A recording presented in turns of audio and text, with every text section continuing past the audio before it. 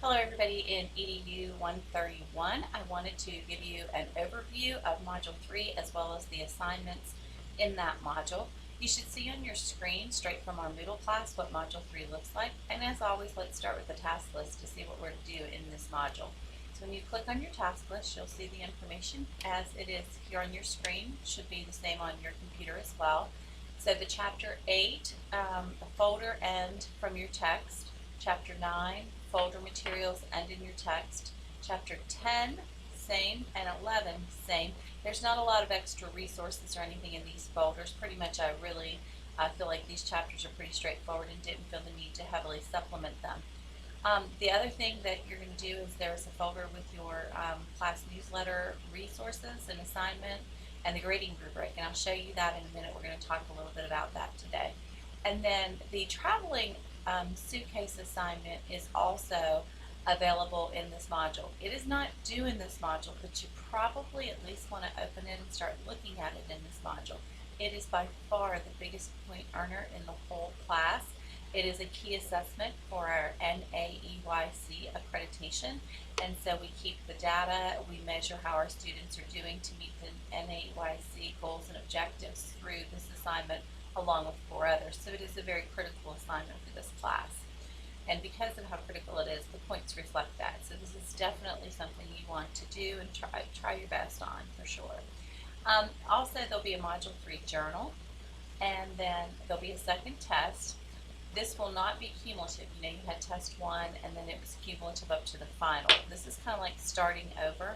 So test 3 is going to, or I'm sorry, test 2.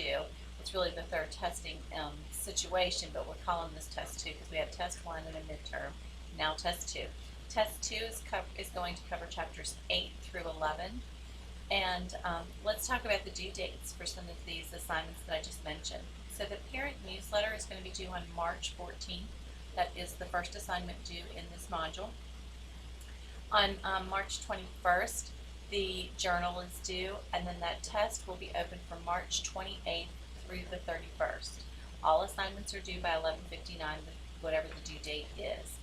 And again, the traveling suitcase is not due in this module, but because it might take you a little while, you should definitely start looking at it in this module. Alright, I'm going to pop out of the task list to just show you here in the Module 3 that you have the resource chapters, the parent newsletter assignment resource, and you should also then pop down here to Module 4 and see the traveling suitcase resources. So I really want to pull your attention down there. In fact, I may copy it and put it up here in 3 as well to really draw your attention to it and make sure you open that and look at it. So let's start with your first assignment for this module, the parent newsletter, and make sure that everybody's comfortable with that. You'll see here this is the grading rubric for it. So you can see right there if you want maximum points, you know exactly how to get them. But let's actually begin with the assignment itself. Oh, I didn't want to. There we go. Here we are. Sorry about that, folks. Okay, so the newsletter assignment here is as you know, throughout the course we're talking about building those relationships with families and communicating with families. A class newsletter is a good regular communication. It's not a two-way communication. It's a one-way communication because typically you're sharing this information in writing with families that you're sending through the child. Or you may, even if you're in a child care center, you may hand it to the parent at the end of the day, but most times we send it with the child in their backpack or book bag or whatever they have. So it is important to realize that this is a great way to share information that you have to share with every person, and it's a great tool, but it should never be your only tool because it's not asking for them to communicate back. But there's still a lot of very good benefit to a newsletter. If it's regular, if it's short and concise, parents will get in the habit of reading it, looking for it, and it's a really good tool to help keep them up on what's going on in the classroom. And that's the kind of information that you would share with every family, so it keeps you, the teacher, from repeating it as many as 25 times over and over again. So again, it's still a great tool, but just wanted to make sure you understood that it shouldn't be your only form of communication. So I mentioned in here that it's important to be consistent. Once you're the teacher, you might do this weekly, bi-weekly, monthly, whatever you do, you should try to be you should work very, very hard to be consistent with it, because that's what will keep parents tuning into it. If it's just random, willy-nilly, they don't even know when to look for it. Um, and then once they get it, they wouldn't know, oh, I haven't seen one of these in months or whatever. So, I mean, it is real important to be consistent with it. So, you'll need to find the perfect balance of frequency and length that works for your family, for you, so that you can indeed keep up with it. And also, depending on the age of the children, how much you have to tell. So, some classrooms with infants, for example, might not be doing as much, and maybe a monthly newsletter would be good for them. Who knows? You will just need to kind of weigh that out. You also want to keep in mind that you put your best writing and editing into the newsletter. This is an opportunity for parents to view you as a professional. And if you're creating a newsletter that is full of typos, misspelled words, and poor grammar, you're really probably going to bring into question if you're really the person that they want teaching and educating their child. So you definitely want to use all the tools available to you. Most Microsoft Office programs all will have spell check built in, grammar check built in. They even catch most typos, although you want to make sure you're proofreading behind it yourself, because let's say you use the wrong there. You use THERE when you should have used the other there. Or one of the other theirs, because there's really two more. But anyways, to make a long story short, it's not going to catch that you misused that. Or like two, and two, TO, TOO, TWO. If you misuse it, it's not going to catch it because it's not a typo or a misspelling. It's just a poor usage. So definitely be careful and still check behind yourself and proofread.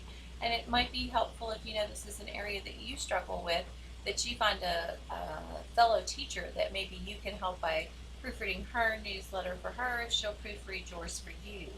Or if you have an assistant in the room, maybe the assistant could look behind you. You need to find something if this isn't your strength, because again, it is a way that parents often judge teachers for.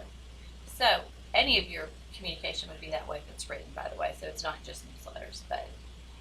So this assignment is to give you practice in creating a newsletter, and I am all about work smarter, not harder. So you are going to do this in a way that I want you to see, hey, I could do that. That's not an overburdensome task for me as a teacher, and I could see myself doing that on a regular basis. If you're already working with children, you can make a real class newsletter that would be appropriate for your class. If you are not already working, you can just make everything up, and that's perfectly fine. There are no points tied to the validity or truthfulness of the material in the newsletter. It's just the exercise of creating the newsletter. So I have a list here of components that must be included, and you should be able to see all 12 of them on your screen right now. So the first one is you need to use a template from Microsoft Word, Publisher, PowerPoint, or another approved software that has spelling and grammar check. So if you want to use something besides one of those Microsoft softwares, I'm very open to it, but I'd like you to send me an email so I could check out the software first and make sure that it's not going to have hidden advertisements in it, and that it is going to do the best it can to help you look professional and polished when you're finished with the product. Next, you need to include graphics such as photos or clip art. And there's no set number there, but notice it said graphics, so that's going to make for a minimum of 2, obviously. You use black text size 12 or 10 to 12 for stories. Headings can be larger and may include some color, and each story should have a heading. You do not, and by the way, that's to ensure that everybody can read it. Sometimes people want to get the newsletter down to 1 page, and they scrunch it up so much that the text is down to a 5 or 6 font.